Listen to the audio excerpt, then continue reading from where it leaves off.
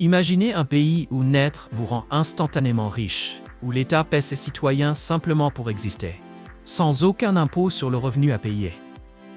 Un endroit où la climatisation rafraîchit les rues, les marchés en plein air et même les feux de circulation, parce que des températures estivales au-dessus de 50 degrés sont considérées comme des conditions normales au quotidien. Bienvenue au Qatar, une minuscule péninsule arabique où les faucons possèdent des passeports spéciaux, voyagent en classe affaires et peuvent coûter autant qu'une Rolls-Royce toute neuve. Et pourtant, derrière ce spectacle, se cache une réalité que peu de gens évoquent. Ici, des hommes riches peinent désespérément à se marier, les mariages peuvent coûter plus de 120 000 € et ne durer que quelques mois. Les taux de divorce dépassent 30% et un quart des femmes âgées de 25 à 39 ans restent célibataires malgré leur beauté et une immense richesse. Ce n'est pas le Qatar des cartes postales, du tourisme de luxe ou des grands événements sportifs mondiaux. C'est la vie quotidienne dans un pays qui défie toute logique économique et sociale familière. J'ai voyagé à travers cette terre improbable, où le désert infini se heurte à un luxe extrême, où d'anciennes traditions bédouines coexistent avec une technologie futuriste qui semble tout droit sortie de la science-fiction. Vous verrez pourquoi le fait de naître qatari est souvent appelé la loterie génétique la plus rentable de la planète. Et pourquoi, paradoxalement, richesse et beauté ne garantissent ni l'amour ni la stabilité. Oubliez tout ce que vous pensez savoir sur le fonctionnement des sociétés. Ce voyage vous emmène dans un monde où les règles normales s'effondrent, où l'impossible devient routine et ne surprend plus personne. Si vous voulez comprendre comment les gens vivent dans le pays le plus riche du monde par habitant, où seulement 300 000 citoyens contrôlent une richesse capable d'éclipser des nations européennes entières, restez avec moi. Cette histoire révèle un pays bien réel, et pourtant irréel, où les certitudes occidentales sont discrètement démantelées par la vie de tous les jours. Numéro 15. Naître millionnaire sans lever le petit doigt. Quand je suis arrivé au Qatar, la première chose qu'on m'a expliquée était étonnamment simple. Naître ici, c'est déjà être riche, vous n'avez rien à faire pour gagner de l'argent. En 2024, le produit intérieur brut par habitant a dépassé 113 000 €, se classant au 5e rang mondial, ce qui signifie que chaque citoyen génère théoriquement cette richesse simplement en vivant dans le pays. Les citoyens qataris ne paient aucun impôt sur le revenu, ne paient plus la taxe sur la valeur ajoutée depuis des années et bénéficient de soins de santé, d'éducation, de services publics et de carburants gratuits ou fortement subventionnés. Mais cela va bien au-delà de simples services gratuits. L'État vous paie, littéralement, pour exister. Quand vous vous mariez, on vous attribue un terrain, une maison du gouvernement ou une aide financière directe, sans même avoir besoin de faire une demande. Si vous avez des enfants, vous recevez des allocations mensuelles pour l'éducation. Beaucoup de citoyens touchent chaque mois des sommes qui ressemblent à des dividendes issus du budget national sans avoir jamais travaillé un seul jour. J'ai rencontré des personnes qui n'ont pas travaillé depuis des décennies et qui vivent pourtant très confortablement. La raison de cette générosité extrême relève d'une arithmétique simple. Le Qatar n'a qu'environ 300 000 citoyens, mais contrôle une richesse gigantesque provenant du pétrole, du gaz naturel et d'énormes fonds souverains, comme la Qatar Investment Authority. Le gouvernement redistribue ses profits directement à sa population, créant aujourd'hui l'un des systèmes de protection sociale les plus généreux au monde. Certaines familles, dont les contributions historiques sont reconnues, reçoivent même une forme de propriété indirecte dans des entités comme Qatar Airways ou des banques d'État, garantissant une richesse stable et durable, avec pratiquement aucun effort. Numéro 14. 90% exclus du paradis. Et voici le détail qui change tout. Ces privilèges appartiennent uniquement aux citoyens qataris de souche et sont totalement inaccessibles à tous les autres. Près de 90% de la population du Qatar est composée de travailleurs migrants qui ne reçoivent ni protection sociale, ni résidence permanente, ni soutien de l'État, sous quelque forme que ce soit. Des Indiens, des Philippins, des Népalais et des Pakistanais construisent les gratte-ciels, nettoient les rues et font tourner les magasins sans voir un seul euro venir du gouvernement. J'ai parlé à un travailleur indien qui gagne seulement 450 € par mois, en travaillant 12 heures par jour, 6 jours par semaine, souvent sans climatisation sous une chaleur de 50 degrés. Pendant ce temps, son employeur qatari reçoit environ 1 000 € par mois de la part de l'État, simplement parce qu'il est né ici. Le contraste est extrême, et pourtant le système fonctionne parce que les règles sont absolues. Les citoyens gagnent à la loterie. Les étrangers sont une main-d'œuvre temporaire que l'on peut retirer à tout moment. Il n'existe aucun chemin vers la citoyenneté. Vous pouvez vivre ici pendant des décennies, même élever des enfants nés sur cette terre, et ne jamais devenir qatari. C'est une ségrégation économique légale et parfaitement fonctionnelle. 300 000 personnes vivent dans un luxe extrême pendant que 2 700 000 travaillent sans relâche, sans aucune sécurité pour l'avenir. Et la question demeure, si vous pouviez vivre ici en tant que citoyen, accepteriez-vous en sachant que cette réalité existe? Numéro 13. Saluer en se touchant le nez. La première fois que j'ai vu 2 hommes qataris se saluer, ça m'a surpris. Au lieu d'une poignée de main ou d'une accolade, ils se sont doucement touchés le nez, lentement et calmement. Ce geste traditionnel symbolise le respect et une confiance profonde, enracinée dans l'ancienne culture bédouine qui a façonné la vie dans le désert d'Arabie. Si vous êtes un visiteur de sexe masculin et que l'on vous invite à rendre ce salut, restez calme et répondez avec respect. Refuser peut être perçu comme une offense grave. Cependant, n'initiez jamais ce geste vous-même et ne tentez jamais de le faire avec des inconnus ou avec des femmes. Les conséquences peuvent être sérieuses, y compris une arrestation, une expulsion du territoire ou des problèmes juridiques durables. Une autre règle essentielle que chaque visiteur doit comprendre concerne la photographie. Prendre en photo des inconnus, surtout des femmes ou des enfants, sans autorisation claire est un tabou majeur. Dans la culture islamique, il ne s'agit pas seulement de vie privée, mais aussi d'honneur familial. Enfreindre cette règle peut entraîner de lourdes conséquences. J'ai vu des touristes européens arrêtés par la police pour avoir photographié des femmes dans un marché. Leurs appareils ont été confisqués, puis ils ont été interrogés, avec des menaces d'expulsion immédiate, sans possibilité de revenir. Les repas traditionnels au Qatar suivent eux aussi des règles strictes. Toute la nourriture doit être halal, sans exception. Le porc et l'alcool ne sont jamais servis, et pendant les repas, la nourriture est mangée et passée uniquement avec la main droite, jamais la gauche, considérée comme impure. Ignorer ces coutumes n'est pas vu comme de l'ignorance, mais comme un manque de respect. Numéro 12. La climatisation poussée à l'extrême. Au Qatar, la gestion du climat atteint des niveaux presque irréels, comme dans un film de science-fiction. Alors que la plupart du monde peine à refroidir les espaces intérieurs, ici, ce sont les rues elles-mêmes qui sont climatisées. Les arrêts de bus soufflent de l'air froid en plein extérieur, les marchés traditionnels sont rafraîchis et même les feux de circulation utilisent des systèmes de brumisation pour faire baisser la température. Quand la chaleur estivale atteint 50 degrés Celsius, la solution n'est pas de tenir bon, mais de traiter toute la ville comme une immense pièce climatisée. En marchant dans Doha en plein été, j'ai senti de l'air frais remonter directement de grilles intégrées au trottoir. Un luxe énergétique que seule une richesse pétrolière sans limite peut soutenir. À cause de cette chaleur, la vie quotidienne suit un rythme complètement différent. Ailleurs, la journée se termine autour de 10 heures du soir. Mais au Qatar, la vie commence vraiment après minuit. Beaucoup de gens font leurs courses, dînent et se retrouvent à 11 heures du soir, voire à 1 heure du matin. Les centres commerciaux sont presque vides l'après-midi, mais bondés à 2 heures du matin, avec des familles qui se promènent, des enfants qui jouent, et des restaurants qui servent des repas complets au cœur de la nuit. Tout le pays adapte son horloge biologique pour survivre au climat. Et malgré l'absence de rivières ou de lacs naturels, le Qatar ne manque jamais d'eau.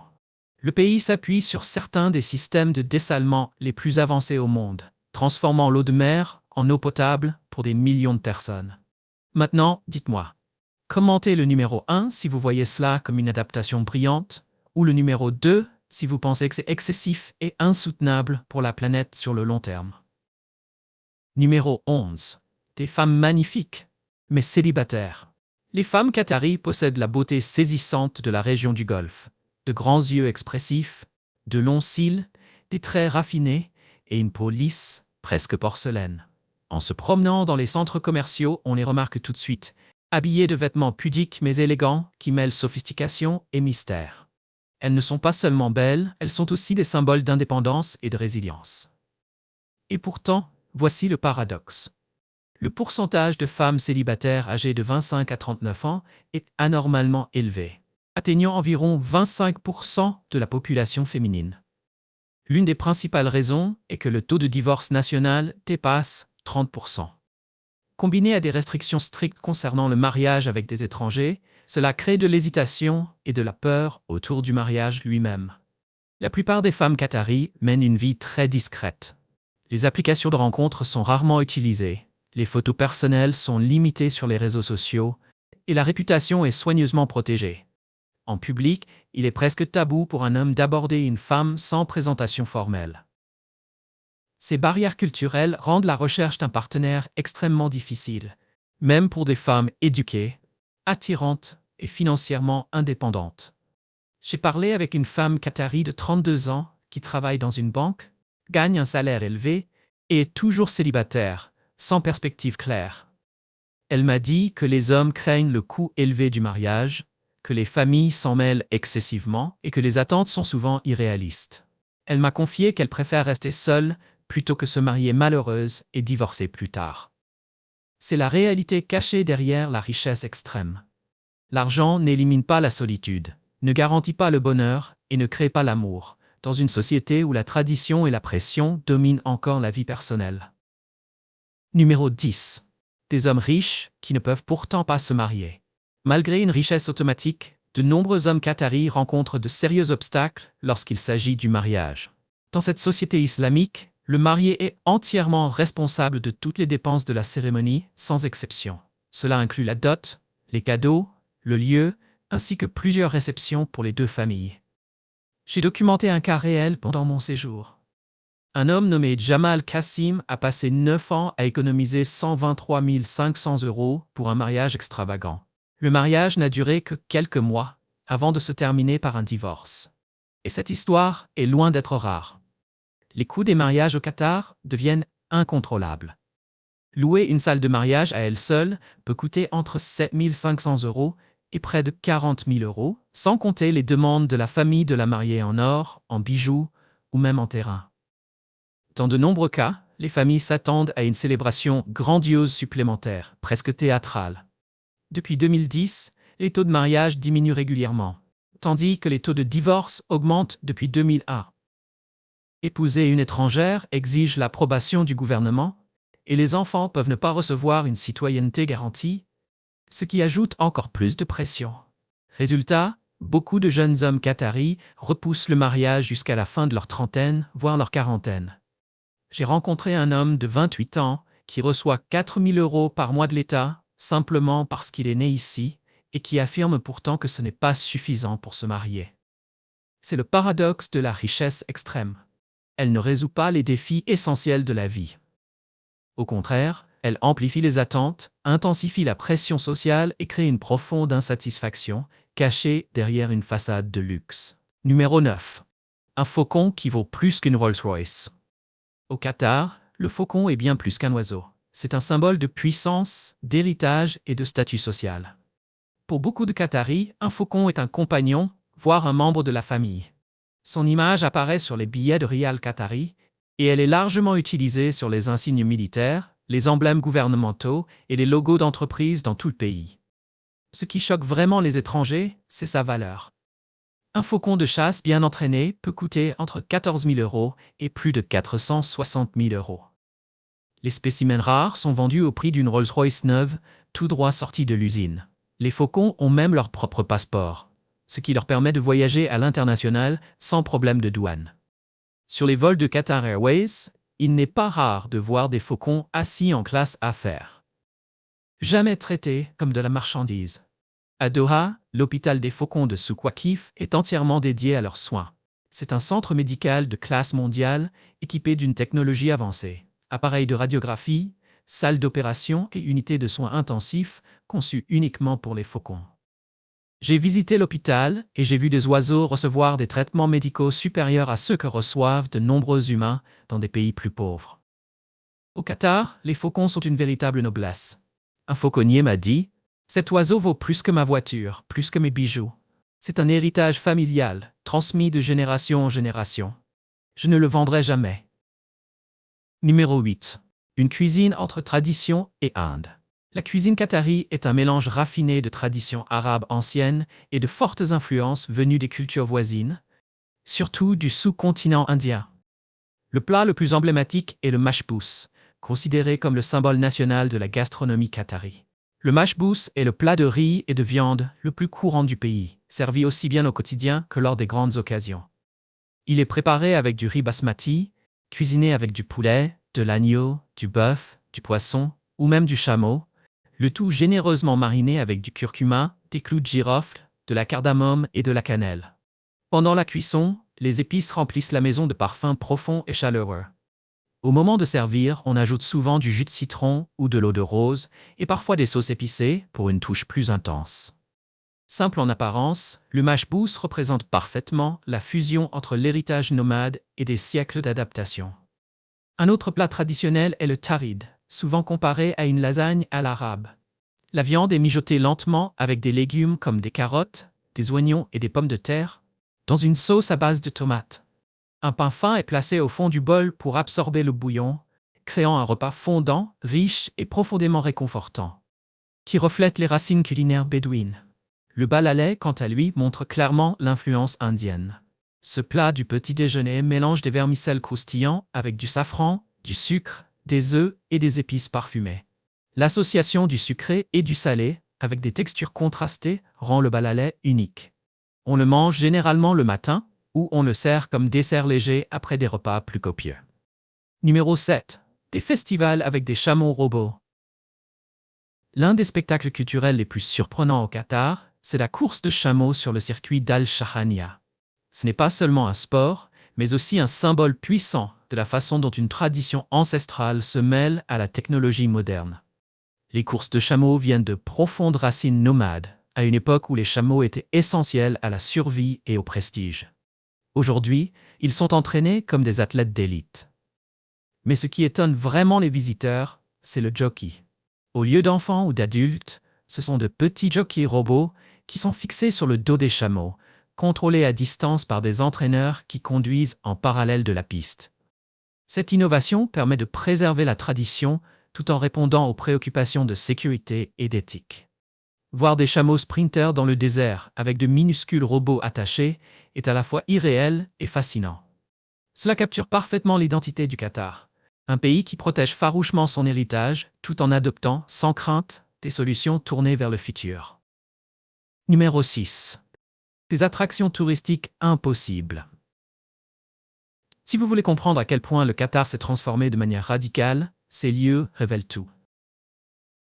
The Pearl Qatar est une île entièrement artificielle, construite sur la mer et valant des milliards d'euros. Ce n'est pas seulement un quartier résidentiel, mais un terrain de jeu pour l'ultra-richesse. Des appartements de luxe, des marinas privés remplis de yachts valant des millions d'euros, et des centres commerciaux bordés des marques les plus exclusives au monde. Se promener à The Pearl, c'est comme entrer dans une réalité parallèle où l'excès est normal et où l'argent n'a aucune limite. Katara Cultural Village n'est pas un village au sens traditionnel, mais un immense complexe culturel. On y trouve un théâtre en plein air, des galeries d'art, une mosquée et même une plage privée. Son joyau est la mosquée Katara, recouverte de mosaïques bleues délicates et détaillées, dont la beauté rivalise avec celle de l'architecture persane ancienne. Katara représente l'effort du Qatar pour préserver son identité tout en accueillant des événements culturels et des spectacles de classe mondiale. Le musée d'art islamique est incontournable pour tous ceux qui s'intéressent à l'histoire et aux civilisations. De l'extérieur, il ressemble à une forteresse islamique monumentale, mais à l'intérieur, il abrite plus de 1400 ans d'histoire islamique. Des armures anciennes, des Corans manuscrits datant du 7e siècle, des tapis persans et des céramiques délicates provenant de tout le monde islamique remplissent ces vastes salles. J'y ai passé une journée entière, et je n'ai pourtant vu que la moitié de la collection. L'ampleur, l'ambition et la profondeur culturelle rendent une chose évidente. Le Qatar n'est pas seulement riche, il est déterminé à laisser une empreinte permanente dans l'histoire. Numéro 5. Le vendredi, la ville s'arrête. Le vendredi au Qatar ne ressemble à aucun autre jour. C'est le jour sacré de l'islam, consacré à la prière et à la réflexion spirituelle, loin des distractions matérielles. Le vendredi matin, la plupart des magasins, des bureaux et des entreprises ferment complètement. Les rues de Doha, habituellement bondées, deviennent silencieuses, presque vides, tandis que les mosquées se remplissent de fidèles venus assister à la prière collective obligatoire pour les hommes musulmans. Je me suis promené dans le souk Waqif un vendredi matin et j'ai eu l'impression de traverser une ville fantôme. Rideau baissé, aucun vendeur, seulement une poignée de touristes perdus se demandant pourquoi tout était fermé. Puis, après la prière, la transformation est soudaine. La ville reprend vie. Les centres commerciaux rouvrent, les restaurants se remplissent et les familles sortent ensemble. Ce rythme hebdomadaire permet à la religion et au commerce moderne de coexister sans tension. Le vendredi n'est pas simplement un jour de repos, c'est une réaffirmation puissante de l'identité islamique au cœur d'une société ultramoderne. Pour les travailleurs étrangers non musulmans, ce rythme demande une période d'adaptation. Beaucoup d'entreprises internationales fonctionnent du dimanche au jeudi, au lieu du lundi au vendredi, ce qui crée une confusion constante avec les partenaires occidentaux. Un manager britannique à Doha m'a confié que coordonner des réunions avec Londres ressemblait à un cauchemar logistique. Quand lui travaille, eux se reposent. Quand eux travaillent, lui se repose. Le Qatar ne s'adapte pas à vous. C'est vous qui vous adaptez au Qatar. Il existe aussi des règles culturelles que les étrangers apprennent très vite. Dans la culture qatari, les pieds sont considérés comme la partie la plus basse et la plus impure du corps. S'asseoir en tailleur et diriger les semelles de ses chaussures vers quelqu'un est vu comme profondément irrespectueux. Un petit geste qui peut offenser silencieusement, sans même que vous vous en rendiez compte. Numéro 4. De petits gestes qui peuvent offenser. Surtout dans des contextes formels, des actions simples peuvent être interprétées comme profondément irrespectueuses, même lorsqu'elles sont totalement involontaires. Je l'ai appris lors de ma première réunion officielle au Qatar. Je me suis assis confortablement, les jambes croisées, en pointant sans le savoir la semelle de ma chaussure vers un homme d'affaires qatari. Son assistant m'a immédiatement fait signe de changer de position. Plus tard, ils m'ont expliqué pourquoi. Dans la hiérarchie du corps, selon la tradition islamique, la tête est sacrée, tandis que les pieds sont considérés comme impurs. Diriger ses pieds vers quelqu'un est une insulte grave. Pendant les repas traditionnels, quand on s'assoit au sol, les pieds doivent toujours rester repliés sous soi.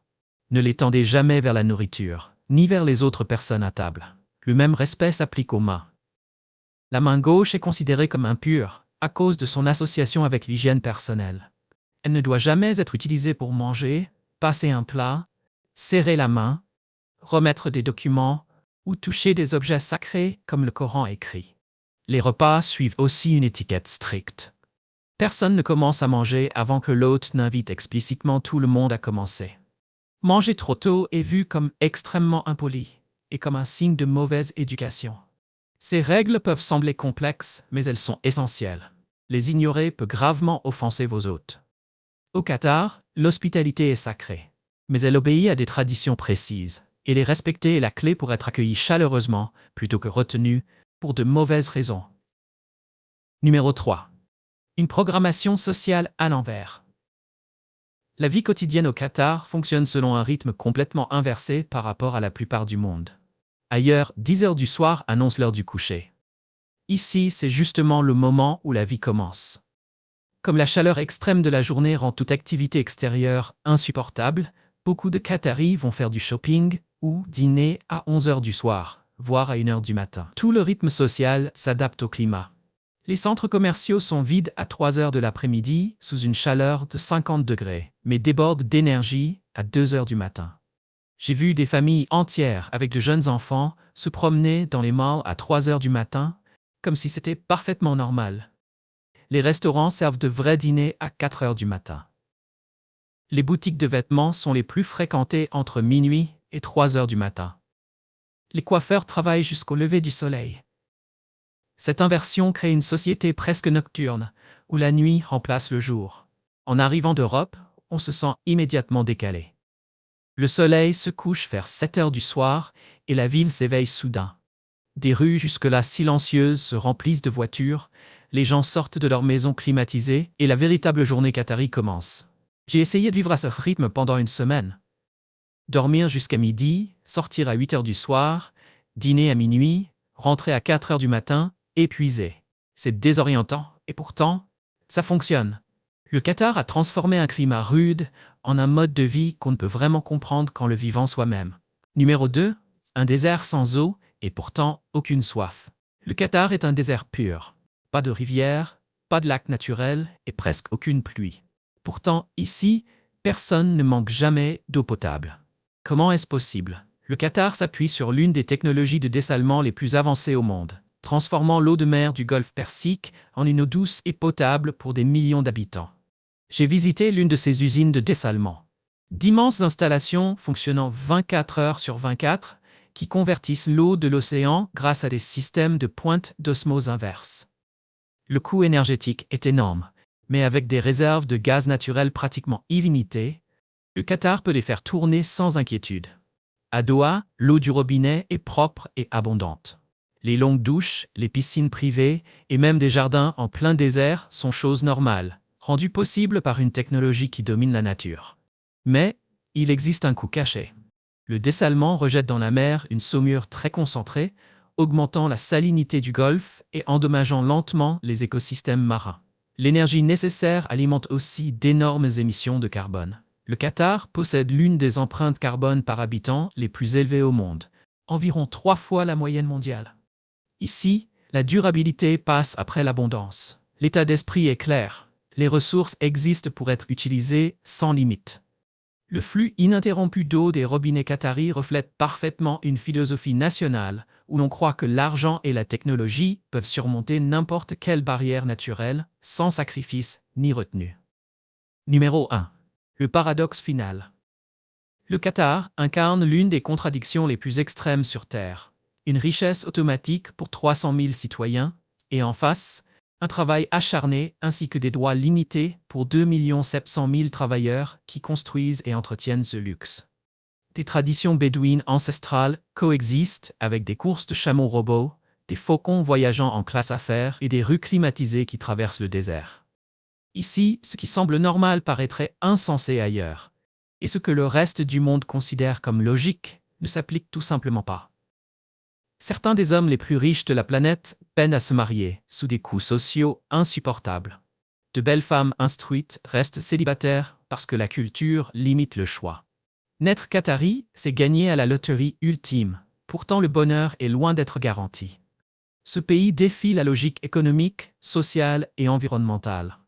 Un désert, sans ressources naturelles au-delà du pétrole et du gaz, est devenu l'un des endroits les plus riches de l'histoire moderne. Mais sous la silhouette brillante des gratte-ciels se cachent des contradictions non résolues. Une inégalité brutale entre citoyens et étrangers, des excès environnementaux et une profonde solitude dissimulée derrière une richesse extrême. J'espère que tu as aimé la vidéo d'aujourd'hui. Si c'est le cas, n'oublie pas de cliquer sur le bouton j'aime et de t'abonner à la chaîne pour ne pas manquer les prochaines vidéos passionnantes. Ton soutien nous aide à continuer à créer du contenu encore meilleur. Assure-toi de regarder la prochaine vidéo qui apparaît à l'écran, je suis sûr que tu vas l'adorer. N'oublie pas de laisser un commentaire sur le pays que tu aimerais que nous explorions prochainement. Merci beaucoup d'avoir regardé et à très bientôt dans la prochaine vidéo.